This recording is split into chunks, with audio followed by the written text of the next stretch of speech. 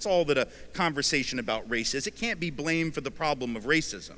There wouldn't be a need for the conversation were the problem of racism not in existence. The same is true with any other social problem. So we have to move past this idea that the more we talk about it, the worse it gets, because there's no other problem about which we would say that with a straight face. Now, having said that, I don't want to suggest that any conversation will do.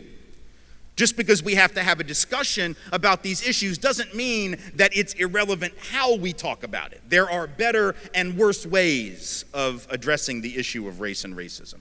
And I want to suggest to you that by and large, our problem stems, I think, from three large issues or barriers to effective dialogue, things that keep us from having the kind of discussion that we really need to have.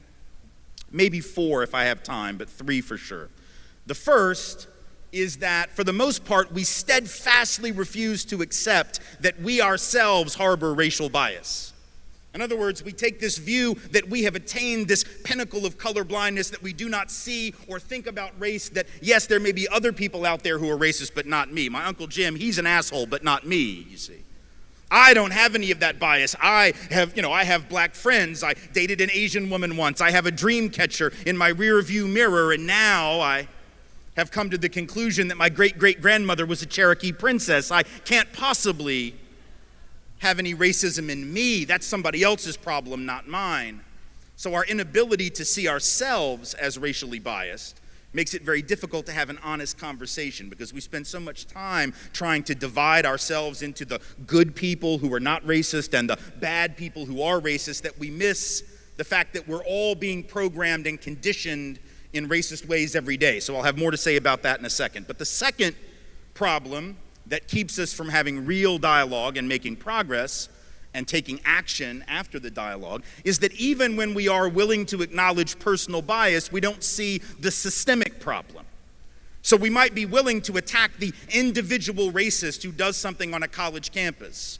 We might be willing, for instance, to punish the women on the softball team here at Stetson in 2005 who did whatever it was they did. I've forgotten now what had happened, but we can punish them. We can make them read my book. We could theoretically kick them off campus. We could do whatever, right?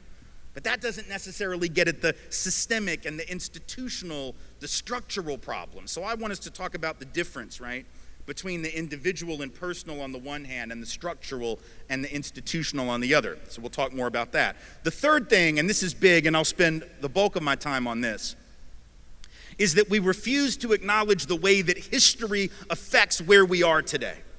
The way that the past affects the present. We have this incredibly ahistorical view, right? That the past is the past and it doesn't matter. The present is now, the future is then.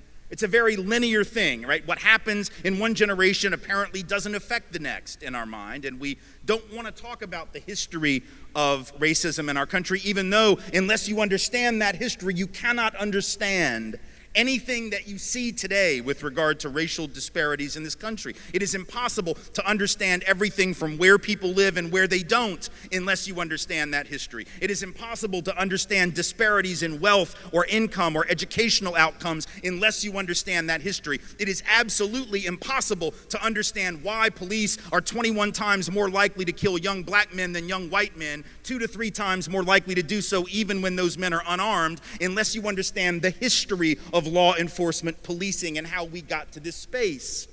It is impossible to understand the current drama concerning the issue of immigration unless you understand our history, and particularly how we have misremembered it. It isn't just a matter of how the past affects the present, it's how we remember the past or misremember it also affects the present. And I'll have a lot to say about that.